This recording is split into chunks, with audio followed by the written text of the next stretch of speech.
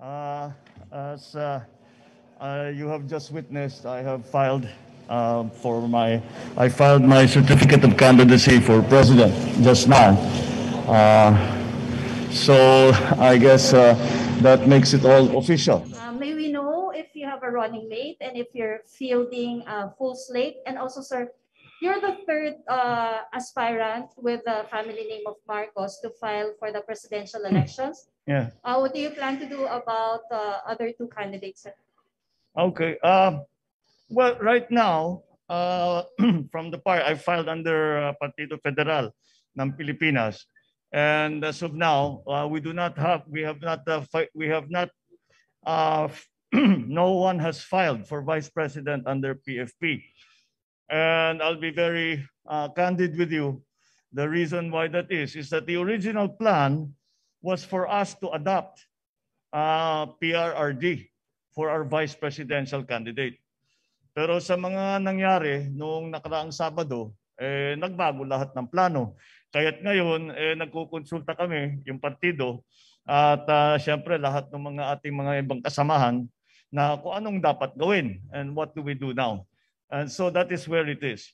Yung sa Senado naman, we will be providing you with a list of our senatorial candidates in the very near future, within days from now.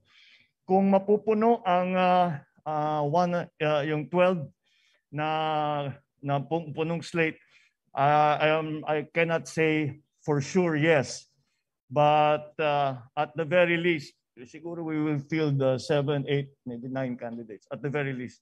Baka mabuo pa nga yung 12. Sorry? Well, yes, I suppose we will have to see. The COMELEC will have to determine if they are nuisance candidates or if they are true candidates for the upcoming election. The decision or the determination as to what the status is of the other candidates who filed under the name of Marcos will be dependent on, will really be up to COMELEC. So we will leave it to them to decide on how to handle that situation. Sir, clarify ko lang, you won't file, kayo mismo, you won't file for their disqualification? Sorry? Have I filed? No, I mean, sir, kayo mismo, wala po kayong plan to file disqualification against them? Well, not as yet, because tinitignan pa lang namin. Antayin namin siyempre hanggang sa dulo ng filing period. And then we will see what we will have to do. Kasi titignan muna namin kung sino yung nakapag-file. Kung sino, well, we'll just have to see the status of all of the names of the people that have come to file. Hindi lang naman sa presidente, pero sa lahat ng ibang position. Then we will decide what to do.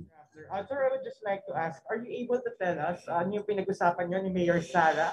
Were you trying to convince her to be your VP? Or was presidency always the plan for you?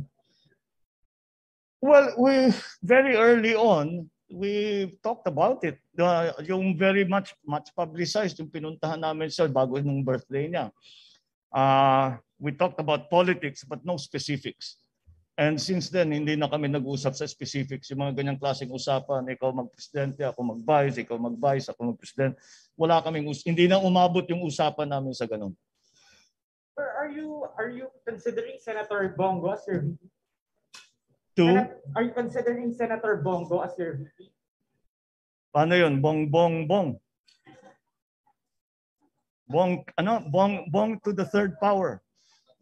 Baka pwede rin. We'll see. Kaya nga, nagulat, siguro pati kayo, lahat naman tayo nagulat yung mga pangyayari ng Sabado.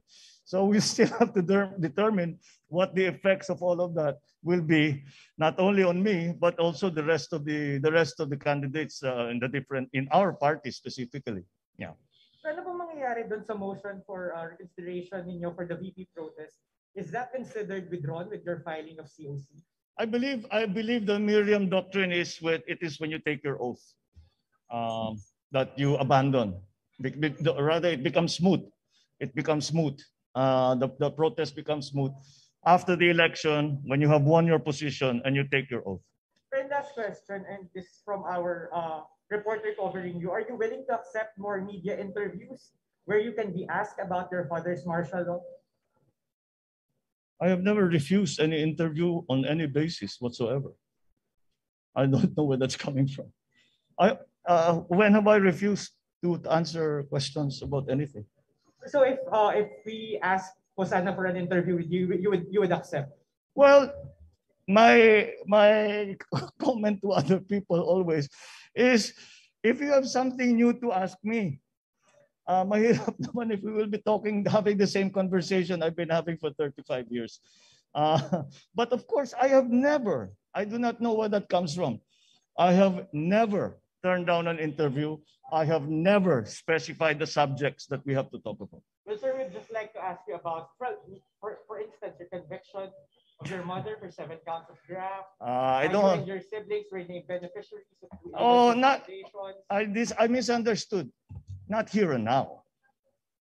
I'm here for filing. Thank you. Thank you. Thank you. Sir, may we know more details about your talk with Mayor Sara Duterte? Why it quote-unquote collapse? Bakit hindi na napunta? There were no talks to collapse. I mean, bakit hindi na po nagdetalye na ikaw yung vice, ikaw yung presidente? Because the favorite sport of Filipinos is politics, and everybody was speculating. But the speculations are not necessarily based in fact. Nakita niyo naman ang galaw ni Mayor Inday, so I think that puts paid to all of those speculations. I mean, bakit po hindi na natuloy yung posible sanang tandem ninyo ni Mayor Sara? Kasi hindi naman siya tumakbo eh. Tapos. Di ba? Okay? Is that it? One more. Oh, sige. Are you ready for another fight with VP Lenny if she will run for president? No, I do not have any fight with VP Lenny. I'm running for president. I'm not fighting against anyone. I mean, another round of election, of campaigning, fighting. I don't. We have Senator Ping is filing as we speak, so it's not going to be that kind of election. Marami kami. Ready kayong maka-face-to-face ulit makasama sa election si VP Lenny? I would not file my certificate of candidacy if I was not ready to campaign, if I was not ready to answer all your questions, and so I am ready to answer your questions. I'm ready to campaign, and that's what we're going to do. Thank you, sir. All right. Yes, sir. Thank you. Sir. Maraming salamat. Sir, There's one more here. Sir, this one, yesterday you've mentioned you want to be a unifying leader. And Yes. today you've mentioned you don't want to talk about the same question or the same topic for how many years already. And now, how would you like to become a unifying leader when there are still these questions running around? In my view, those questions have all been answered. So we unify now in the face of the COVID crisis, in the face of the economic crisis. That is what I am talking about when I say a unifying leadership. Yan ang kailangan natin ngayon. At siguro ang hangarin ko, ang layunin ko ay makapagbigay ng tinatawag nga na unifying leadership para magkaisa mga Pilipinong harapin natin itong COVID, harapin natin ang pag-ahon at pagbukas ng ating ekonomiya. Yun ang aking layunin. Yun ang ating pangarap para dito sa. That is why I call it a unifying leadership, because it requires leadership, a leadership that unifies the country, does not polarize the country. All right, sir. Thank you.